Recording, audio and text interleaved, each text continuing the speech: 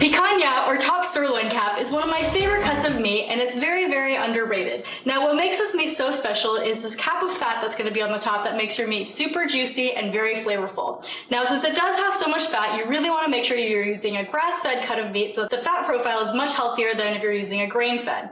Now, I'm going to show you how to prepare it, and it's actually very simple, but where the magic comes with this is how we're going to cut this and grill this in a bit. So to get started, I've gone ahead and put a hatch mark on my meat, and you just want to use a paring knife, and you don't want to cut into the meat itself, but you're going to go ahead and do a cross hatch pattern just to slit the fat, and then we're going to take a little bit of sea salt and we're going to go ahead and start massaging that and rubbing that into the fat crevices that we've got here.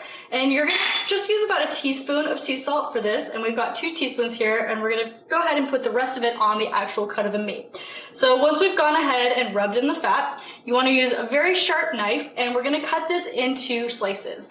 And you want to cut this against the grain because we're going to be putting this on some skewer sticks and grilling it, and then that way it's going to make your meat very tender when we slice into it and enjoy it. So each cut should be about 1.5, maybe 2 inches thick, and we'll go ahead and slice that and set that aside there, and you should get about maybe 2 to 4 depending on the size of your picanha cut, and so looks like we're going to get about 4 out of this one.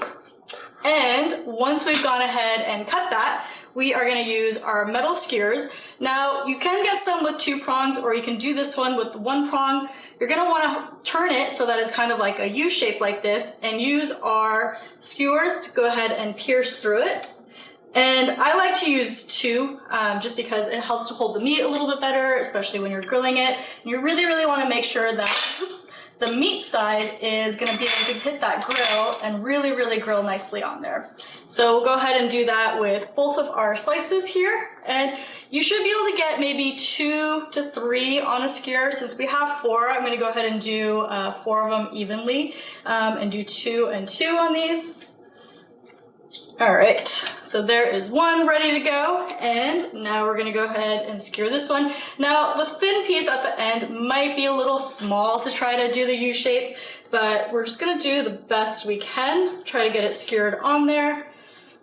There we go, and that is it. Now, we're gonna go ahead and use that remaining sea salt that we have, and a little bit of olive oil, and I like to use a pastry brush for this, and you just want to brush a little bit of oil onto the meat itself, sprinkle a little bit more of that remaining sea salt we have, and we'll go ahead and repeat that on the other side, and then we're going to take these out to our grill and get these cooking. All right, now it is time to grill these bad boys, and so we've got our grill heated up on high. I'm gonna go ahead and turn the temperature down as soon as we put these on, and let's go ahead and place them on our grill.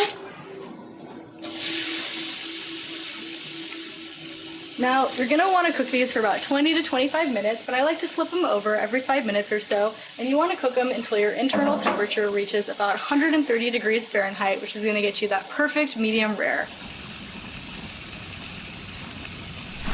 And while our picanha is cooking, I love to eat it with a side of chimichurri, and this is a go-to for all of my grilled meats. So I'm gonna do a very simplified version of my usual go-to chimichurri, and we're just gonna be doing this one with parsley. So I have about 1/2 cup, you can also use up to about 3/4 of a cup of olive oil, and I have 1 bunch of parsley that's been chopped in my food processor. That makes things much easier. But we're gonna start with our oil, so I have 1 teaspoon of garlic powder, I have 1 teaspoon of salt, and we're just going to use a fork to give that a quick little mix here, get the spices combined, and now we're just going to add our fresh parsley, and you can kind of gauge how much olive oil you're going to want. You want it to be more of kind of an oily sauce, so I always start with about 1/2 cup, and then you can always increase from there. So this is about the right consistency that I like. It's mostly absorbed by the parsley, but you still have a little oil to give that flavor on the meat as well. So our sauce is ready to go. Now we'll go back and check on the grill and get our meats so we can enjoy this lunch.